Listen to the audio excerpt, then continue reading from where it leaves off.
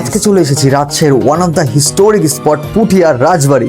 প্রায় 1800 থেকে 1900 শতকে পুঠিয়ার জমিদার পরিবার এই রাজবাড়ি তৈরি করে।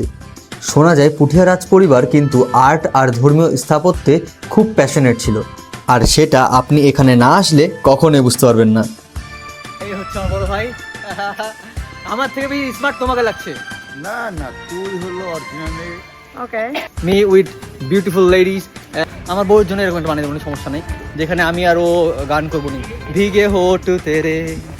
পুঠিয়া রাজবাড়ির এই বিশাল দেয়ালগুলোর দিকে তাকালেই বোঝা যায় এটা শুধু একটা বাড়ি না, একটা সময়ের শক্তি আর রাজকীয়তার প্রতীক। পুকুরের ঘাট আর সিঁড়িগুলোও সেই পুরনো দিনের নীরব সাক্ষী। দেয়ালের পুরনো টেক্সচার, হালকা ফাটল আর রঙের বিবর্ণতা যেন সময়ের গল্প বলছে। রাজশাহীর ইতিহাসের এক গর্বিত অধ্যায় লুকিয়ে আছে এই পুঠিয়া রাজপ্রাসাদে। আজকের মতো এইখানেই শেষ, কিন্তু এই জায়গার গল্প এখানেই শেষ না। দেখা হচ্ছে নেক্সট ভিডিওতে।